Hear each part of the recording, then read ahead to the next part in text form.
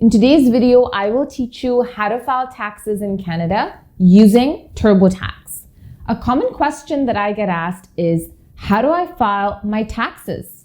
That's what I'm here to answer today. In this video, I will cover a step-by-step TurboTax walkthrough on how to correctly fill out your tax return, including the important items you should look out for to reduce your tax bill and maximize your tax savings. Let's get started.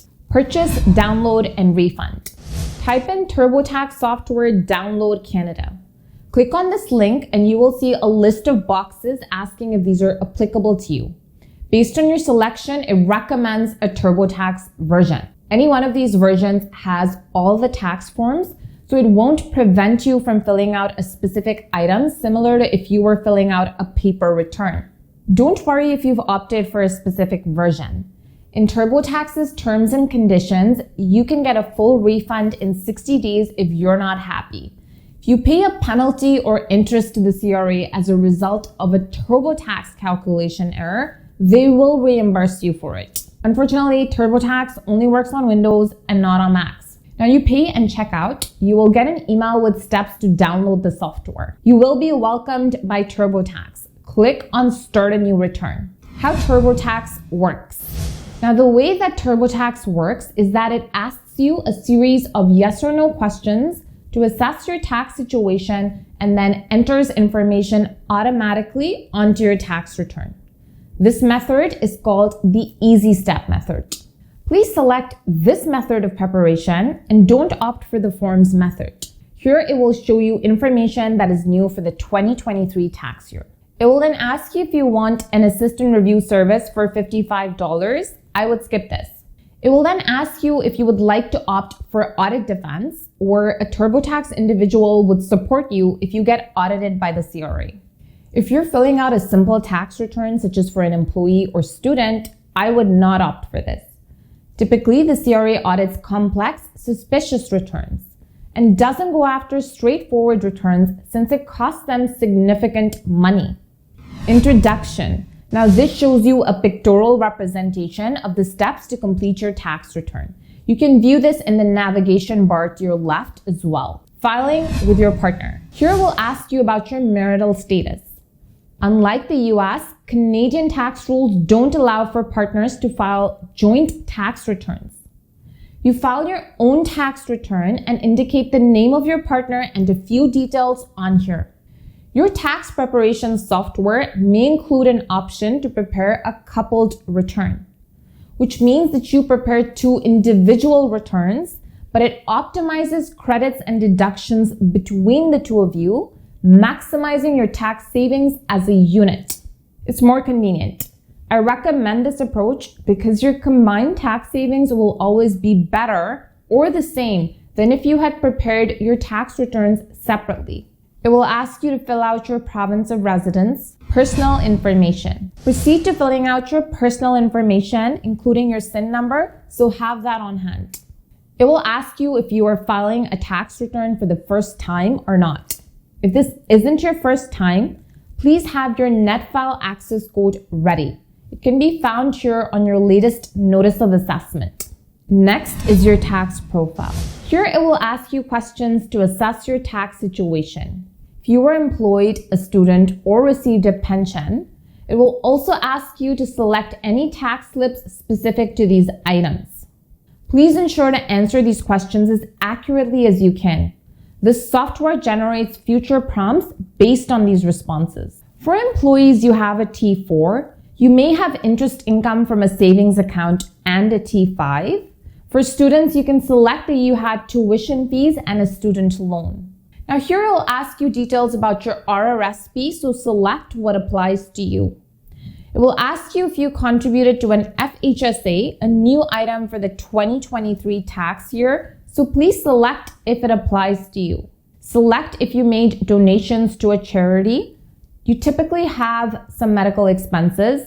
Look through this list of questions and select items that apply to you. If in doubt, click on this blue text and it will explain what it is. That completes your tax profile. Time-saving features. At this stage, you should see the top bar menu items unlocked. These were previously locked. Find. The Find button lets you find specific pages of your tax return. It's organized by alphabet, topic, and history of all the previous pages you were working on, so you can quickly navigate to different sections of your return. You can use the Help button to search for items that you need more information on. Let's look up RPP deduction. It's an incredibly fast way to build your knowledge. If you happen to click this Forms button accidentally, don't worry, you have not lost your work. Once you're in Forms, you can click on this Easy Step button and it will take you back to where you left off. Import tax data from the CRA. You can automatically import tax slips CRA has by signing into your CRA My account from TurboTax. This will save you time and reduce errors from entering data manually. For this tutorial, you don't have a CRA My account and you fill your information manually. Now we move on to income and expenses. In this section, you report your income from all sources known as your total income. This typically composes of your employment income and any interest earned from a savings account. You also report any expenses you incurred to earn this income. You will need your T4 and T5 for completing this section. First, we come to your T4 employment income. From here on, it's a box filling exercise.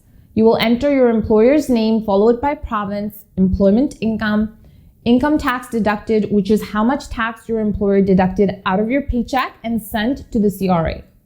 Next is how much CPP contributions you paid, followed by EI insurable earnings, CPP pensionable earnings, EI premiums.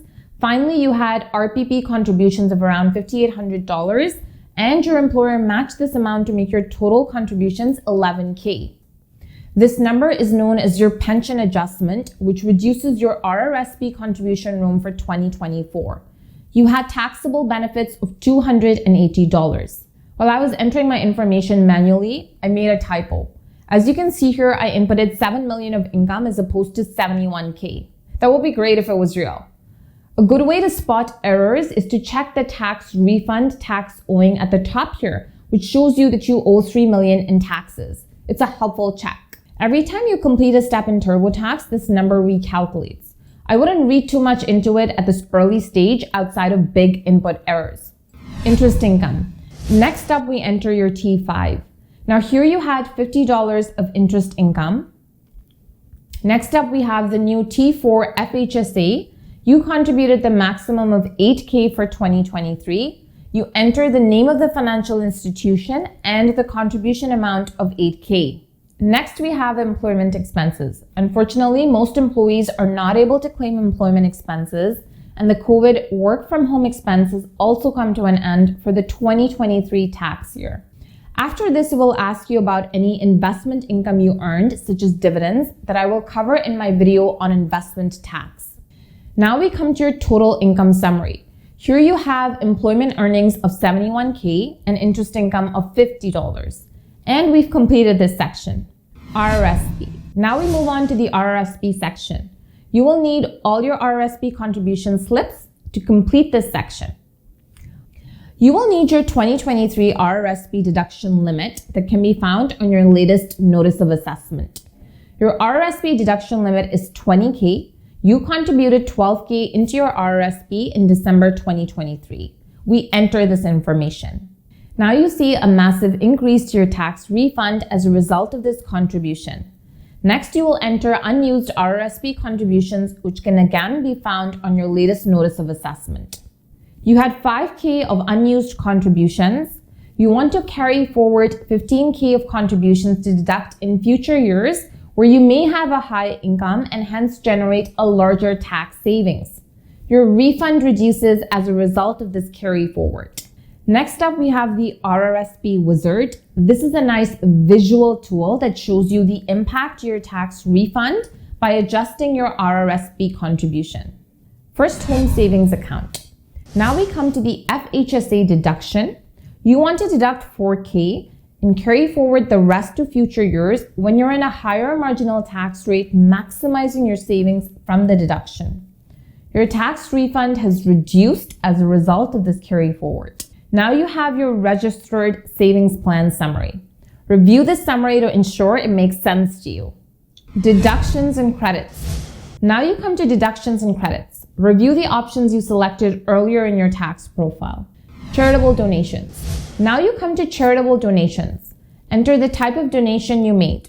Typically, it's to a qualified charity. Remember, you can carry forward donations for up to 5 years. To learn more about the massive tax savings from charitable donations, check out this video. Enter the name of the charity and your donation amount. Your tax refund increases. It will ask you if you want to carry forward your donations to future years. I say no. Next, you have medical expenses. To learn more about the tax savings from medical expenses, check out this video. Select the options that are applicable to you. Next, it will let you know your minimum threshold here based on your income reported earlier. It's only worth inserting medical expenses if these add up to more than your minimum threshold. Let's insert medical expenses you had. Prescription glasses for $450. You will insert all your medical expenses and review the list here at the end. Now we come to your student profile. You will need your T2202 to complete this section. Now we enter your T220 details. You will enter your eligible tuition fees and the number of months you attended. If you have a disability, select as applicable. If you have any unused tuition credits from previous years, you will insert this here. It can be found in your latest notice of assessment. Student loan interest. Next up is your student loan interest. If you have interest on your OSAP student loan, you can claim it here. You will enter the interest paid from your interest slip. Now comes your student summary detailing the tuition amounts you claimed and the interest paid on your student loan. Deductions Summary. Now we come to your Deductions Summary. First, you have total income of $71K. Next, you see a list of deductions. This page is confusing since it groups items together and you cannot see the makeup. This is what I suggest you do. Conduct a high-level review of this page and flag items that you don't understand. At the end, after you've completed all sections, print your tax return and review flagged items. So for example, you see the CPP deduction. What is it? Now you go to the PDF tax return and you see this is a deduction for enhanced CPP contributions. These deductions are minused from your total income to arrive at your taxable income. Federal non-refundable tax credits.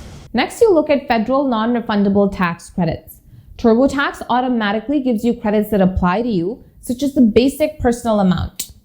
Now the total is multiplied by the federal non-refundable tax credit rate of 15%. Next, you look at your tax savings from the $2K charitable donation, which is $550. Not bad.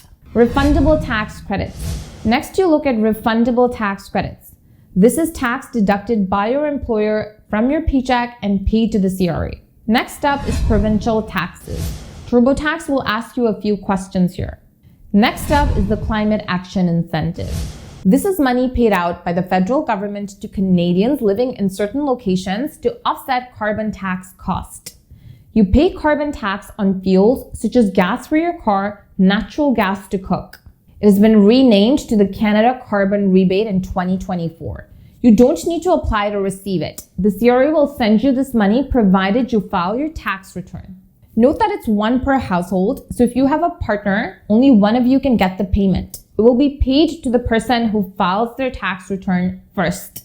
Race to the finish line. The payment will be the same regardless of which one of you gets it. Next up, we have your provincial income tax summary. This is the provincial tax you pay. This is your total provincial non-refundable tax credits. You pay $600 in premiums for the OHIP healthcare plan. Congratulations, you have now completed your tax return. Review and submit. Finally, you proceed to the review section that checks for any errors and omissions. It will show you tax saving opportunities and warnings that you should review. Next, fill out these standard CRA submission questions. Here, TurboTax will let you know the deductions and credits it automatically claimed for you. Here is the bottom line. You will be getting a tax refund for this amount and the climate action incentive payment. I would review your detailed tax summary section and any amounts carried forward to the next year. Please save your tax return as a PDF file and a TurboTax file. Save the individual forms that are applicable to you so that you have full details in case you get audited by the CRA. Review this PDF for errors and flagged items. Now you are ready to submit your tax return through NetFile. That is CRA's software to handle online tax returns. Please follow the steps and submit. If you have a tax refund, you can sign up for direct deposit on your CRA My account and receive your refund sooner. For electronic filings, the CRA aims to get you your notice of assessment and any refunds within 2 weeks. If you have a tax owing, you can pay this online through a debit card or bank payment. So that wraps up the entire tax filing process. Let me know if you have any questions or if there's a specific topic you would like me to cover in the comments down below. Thank you for watching.